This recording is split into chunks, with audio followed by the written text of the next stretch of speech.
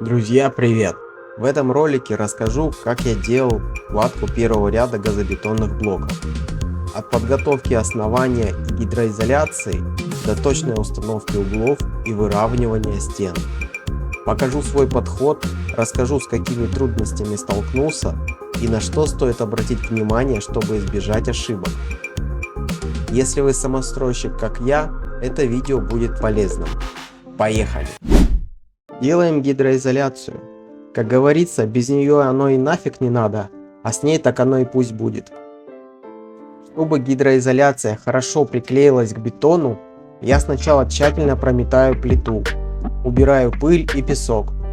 Затем наношу битумный праймер. После этого наплавляем гидроизоляцию с нахлестом в 10 см.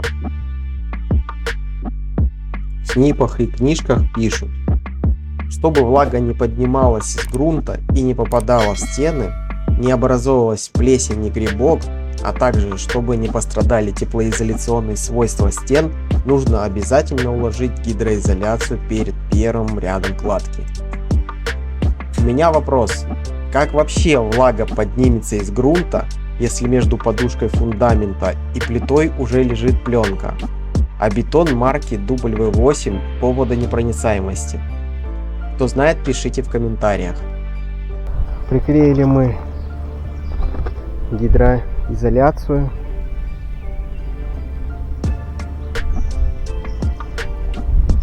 Она идет под всеми несущими стенами и несущими перегородками. Но здесь из-за того, что мешает блок, когда он разберется, этот поддон, тогда доклеим. Как видно, почти весь газобетон я выгрузил прямо на плиту. Тогда мне казалось, что главное — это диагонали здания, и я их оставил открытыми. А терраса, терраса вот как-нибудь сойдет. Теперь я могу проверить только основные диагонали. Диагонали с учетом террасы узнаю потом. В YouTube, где же еще можно научиться стройке, я пересмотрел кучу способов, как правильно ставить угловые блоки. Самым понятным и простым в исполнении для новичка оказался вот такой. Сначала угловые блоки выставляются на сухую. Примыкающие и последующие блоки идут на раствор. И уже в самом конце углы поднимаются и тоже ставятся на раствор. Но у этого способа есть один нюанс. О нем расскажу в отдельном видео. Пока что устанавливаем угловые блоки и добиваемся, чтобы размеры соответствовали проекту, а диагонали сходились. С помощью лазерного уровня и пищалки проверяем перепады и фиксируем их в блокноте или прямо на блоках.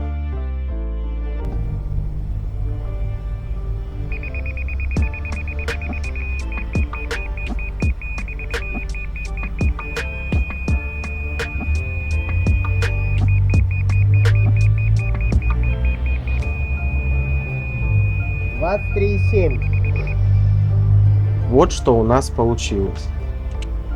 Значит, сегодня мы выставили блоки, на сухую выставили блоки по размерам, по проектным.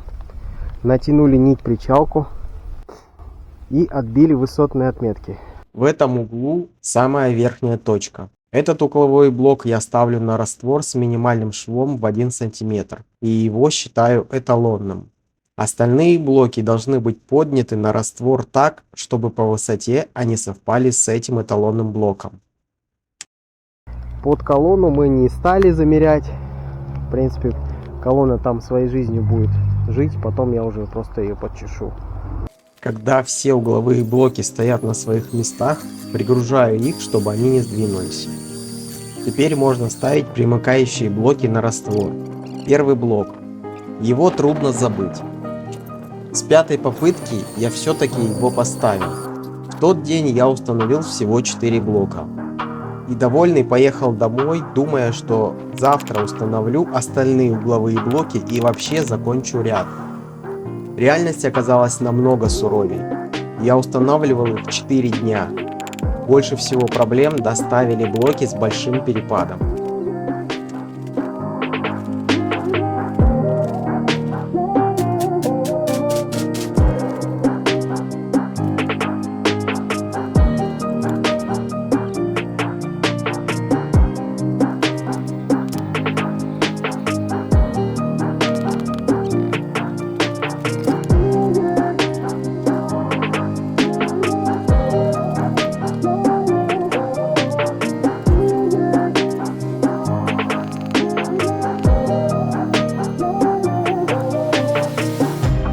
после установки всех примыкающих блоков перешел к заполнению рядов.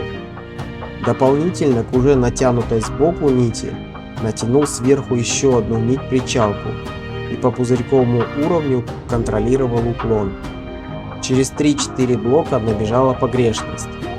К тому же верхняя нить мешала установке блока. В дальнейшем я ее срезал. Также пробовал натягивать нить по углу блока, но особого толку не заметил. В итоге нашел свою схему. Ставлю блок, контролирую пузырьковым уровнем его уклон. Осадку проверяю лазером и пищалкой, а плоскость стены контролирую по нити с зазором в 1,5 мм. Мы перепробовали несколько разных вариантов по поводу зазора для нитки. Ставили гвоздик, потом еще какую-то фигню, потом мы ставили проволочку. Купили в Петровиче вчера вот такой уголок, прибили его на 2 гвоздика здесь, в самом конце, и посередине тоже сделали такую же фигню, чтобы нитка не провисала. То есть там не вот так, а наоборот, вот так, чтобы нитка не провисала. В принципе, то, что нитка провисает, нам по большому счету пофигу, потому что мы бьем по лазеру. Но зато очень удобно ею проверять. Здесь такой зазор она дает. Точно таким же калибром, уголочком мы ходим. И когда блок поставили, проверили, все набили. Очень удобная штука. Таким образом выложил 3 стены. Конечно, не без помощи отца. Ему огромное спасибо. Осталась одна сторона и внутренние несущие перегородки.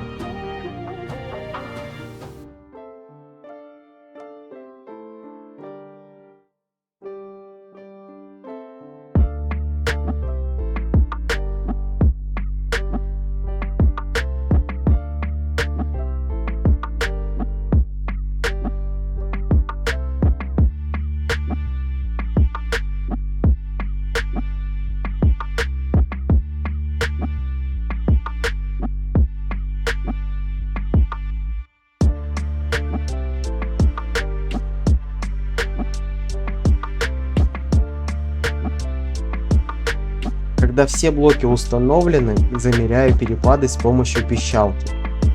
В целом для первого раза неплохо, за исключением некоторых выпадов. Если со стесыванием проблем не возникло, то с наращиванием блока были вопросики. Короче говоря, кладка на клей-пену откладывается до следующего ряда. С помощью терки зубчатой пластиной и финишной с наждачкой срезаю лишнее и шлифую стыки блоков. Для армирования ряда фрезером делаю штробу 25 на 25 мм.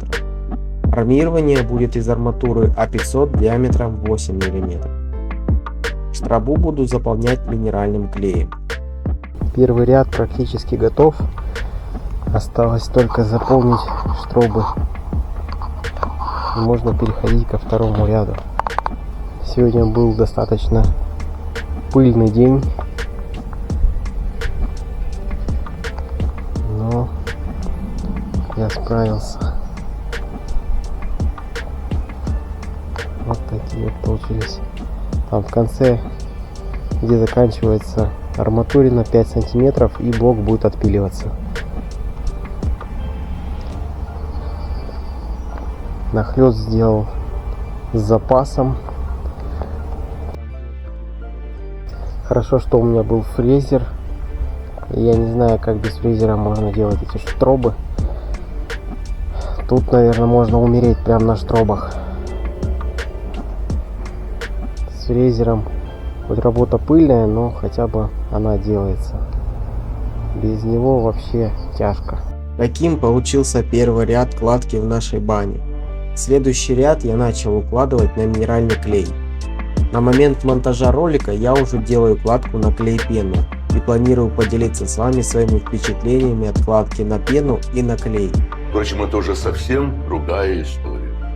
Камрады, если вы досмотрели ролик до конца, подписывайтесь на канал и присоединяйтесь к моей стройке, чтобы не пропустить новые ролики. Пишите свои советы и делитесь опытом не только со мной, но и с другими людьми в комментариях. Берегите себя и своих близких. Пока!